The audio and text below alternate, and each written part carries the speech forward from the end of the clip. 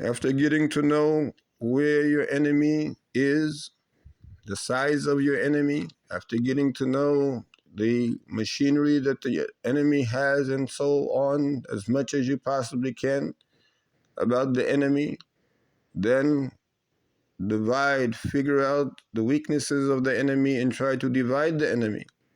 And of course, the human being's weakness is the human being's lower self. If we look at our economy today and we look at our youth and how they're growing, our social infrastructure, we find the first thing is that our lower desires, our wants, way surpass our value. In other words, although the life of the human being has no price tag on it, how it is that the human being has been in the business of selling their own soul for the reward of this world instead of the reward of the hereafter, though the creator of both has said and made clear, وَلَلْآخِرَةُ خَيْرٌ لَكَ مِنَ الْأُولَى, that the hereafter is better than this world. Again, that is because of the fact, as the Quran says, which is 100% correct, the fact of the matter is Iblis is involved, and the 1% of the Muslim population in America shown on the internet is, well, Google, is absolutely and utterly and completely unacceptable, to say the least, because obviously how many of those who say they are Muslim are practicing. But the other problem is that means that Islam is vehemently unpracticed and vehemently denied and vehemently undermined by majority of Americans or who claim to be American. Let's not lie to ourselves here. Let us be honest. Besides the Native Americans, everybody else who is over here is not only the Native American, but also African American, excluded from that. Everybody else is an immigrant. Not only that, but those who think less of African American and trying to demasculinize the African American, let it be very simple and very clear put to you so that you will understand. Every last one of you has African blood, even though the Caucasian. At least 1%. Fear your Creator who has made everyone, who has created and enabled everyone who is alive and able today to come in this world freely.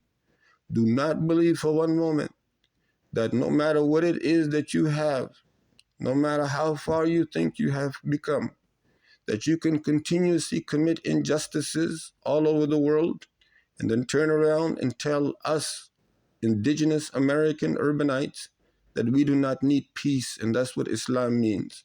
And then try to force Christianity on us, knowing that when we came over here on those ships, we were not Christians. If anything other than Muslims, we were actually indigenous religions.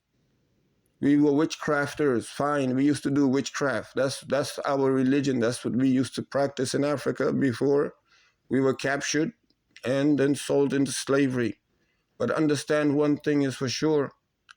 Allah subhanahu wa ta'ala, the creator of heaven and earth, who had shifted successes between parties, makes very clear that do not think and do not expect that your success on this world is everlasting.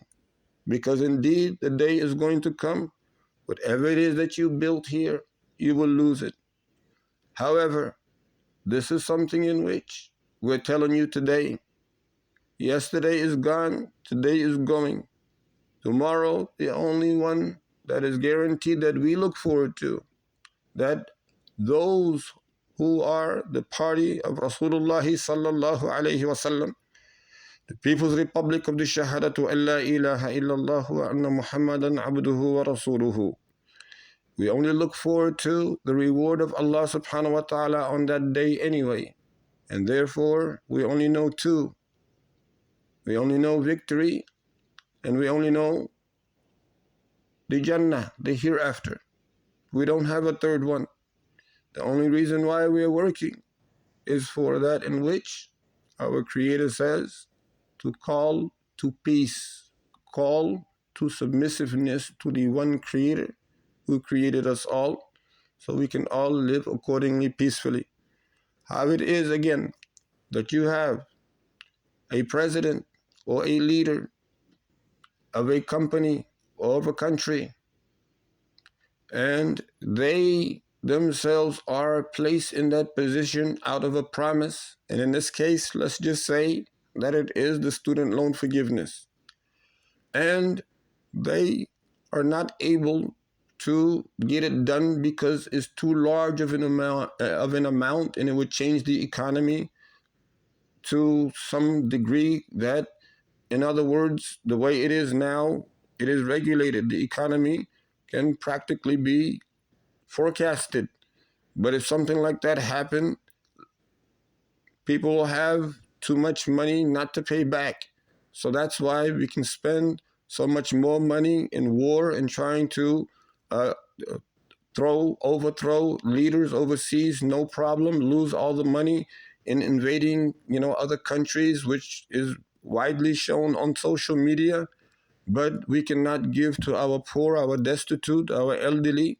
We cannot provide proper attire, and to the incarcerated ones, we still have civil rights violations with things like Rikers Island. Maybe that's the reason why Donald Trump will run from the correctional facility, so he can help revamp that. I don't know, but the point of the matter is this situation where you have the individual feeling and sensing and accepting that this is normal because it's been normalization to an extent, make one believe.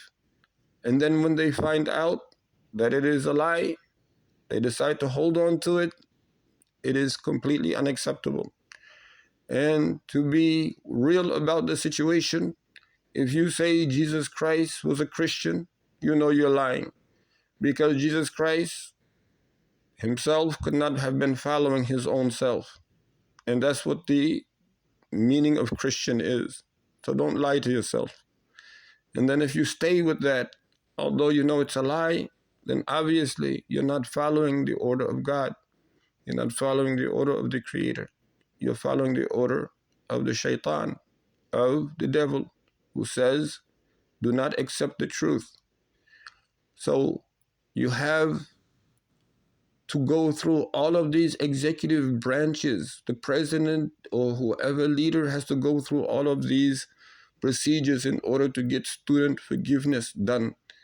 But you can spend all of that other money in wars. You keep starting wars. We need to come to a conclusive decision not to start any more wars nowhere, and not to be involved in it for the same amount of time we've been around, 75 years.